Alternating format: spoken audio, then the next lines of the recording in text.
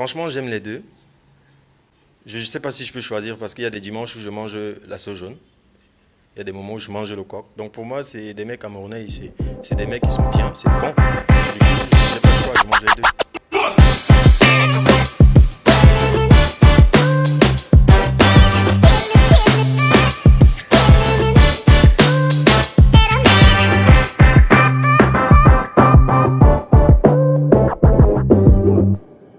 Ok, je suis Jean-Baptiste Yannou Ketchanké, haltérophile international camerounais. Je vis au Cameroun, à Douala.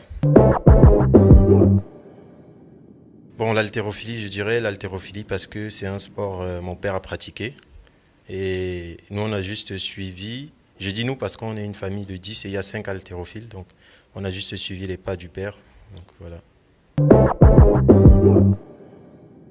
Mes influences, je dirais que c'est mon père d'abord. Après, quand je me suis intéressé à l'haltérophilie, il y a eu beaucoup de personnes qui m'ont inspiré comme Dabaya Venceslas, un ancien Camerounais champion du monde et vice-champion olympique en haltérophilie.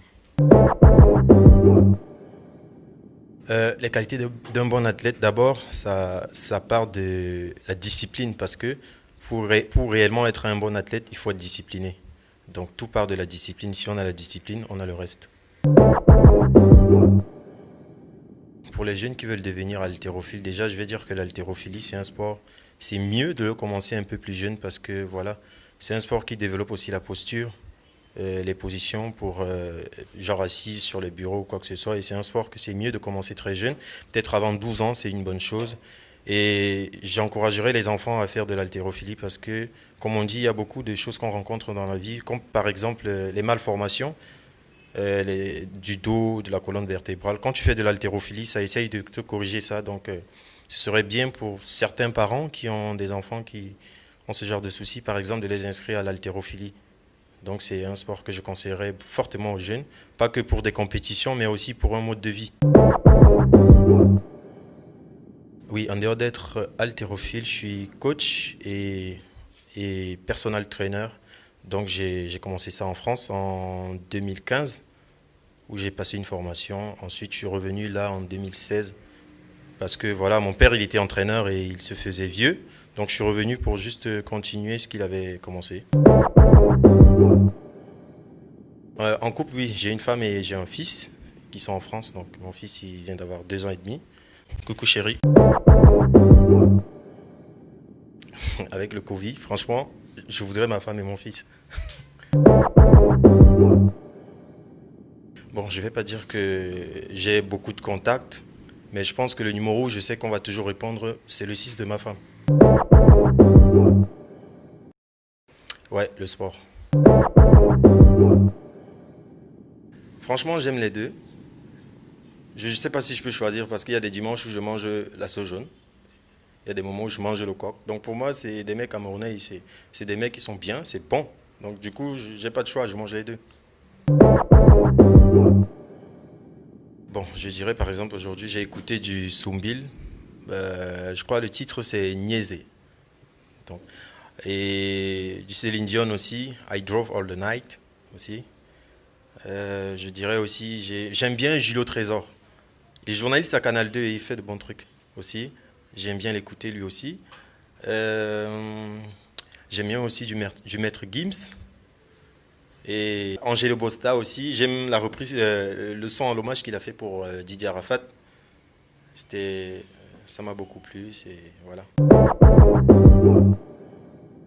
Ok, bon, parlons des projets que j'ai en cours. Quand je suis revenu au Cameroun en 2016, j'avais une bonne optique, c'était de pouvoir rehausser l'image de l'haltérophilie parce que c'est un sport qui n'est pas assez connu au Cameroun. Donc du coup, c'est difficile de faire des recrutements. Donc parce que certains parents ont des appréhensions, ils se disent si mon enfant fait de l'haltérophilie, il va être déformé, il va être ci, il va être ça. Donc j'ai essayé de revenir et je faisais des recrutements même dans la rue, dans des écoles.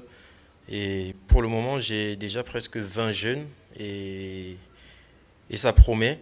Donc c'est pas facile parce qu'on n'a pas d'aide en fait. Donc c'est des projets que tu essayes de monter comme ça dans le tas et te dire que voilà, si demain les trucs changent ou bien si demain tu as quelqu'un qui veut te tendre la main, ça profitera à la jeunesse par exemple. Donc là, pour l'instant, le club il est à Bépanda et on essaye de faire ce qu'on peut. Je travaille avec des jeunes le lundi, le mercredi et le vendredi. Donc selon l'emploi du temps scolaire. Parce que moi, je préfère un enfant qui va à l'école qu'un enfant qui ne va pas à l'école, par exemple. Je préfère avoir un jeune qui est scolarisé. Parce que avec mon club, des fois, on a des petits partenariats avec certains clubs à l'étranger, dont je reçois parfois des aides, genre équipement, pour permettre aux jeunes d'être à la une, pour pouvoir bosser normalement. Parce que l'haltérophilie, c'est un sport très précis. Ça demande beaucoup de choses, comme l'équipement adéquat. Parce que, par exemple, une chaussure d'haltérophilie peut coûter près de 100 000 francs. Et je pense qu'au Cameroun, on ne pourra pas se permettre de faire ça.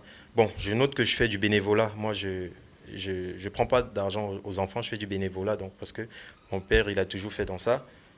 Donc, j'essaie juste de continuer comme ça. Et je me dis que voilà, quand ça va changer, peut-être au moment où s'il y a une récompense au bout, ce sera bien. Mais s'il n'y en a pas, bah, c'est tant mieux.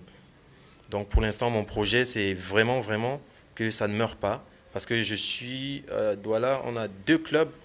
Dans mon club, j'ai presque 20, mais dans l'autre club, peut-être 3. Ça veut dire que vraiment, ça va mal, quoi. Donc à Yaoundé, il y a quelques clubs aussi, mais il peut y avoir peut-être 5 ou 6. Mais le problème, c'est le nombre d'athlètes présents. Parce que si tu peux beau avoir 10 clubs et si tu n'as pas dans un club au moins 5 personnes, on va dire que c'est pas assez. Donc c'est pour ça qu'on essaye de faire comme ça pour pouvoir vulgariser la discipline et se dire que voilà, peut-être un jour tout va changer. Peut-être ce sera comme à l'étranger, par exemple. J'ai fait le championnat français pendant 2 ans. Quand tu te lèves le 1er septembre, par exemple 2020, tu sais ce que tu fais jusqu'au 1er septembre 2021. Ça veut dire que tout est organisé. Donc si on pouvait arriver à ce stade ici au Cameroun, ce serait une bonne chose. Ouais, merci beaucoup à vous parce que voilà, je vais dire, c'est la première fois que je vais m'asseoir pour faire un truc comme ça. Si ça peut marquer les esprits, si ça peut encourager les autres ou encourager les jeunes, c'est une bonne chose, c'est toujours un bon pas vers l'avant.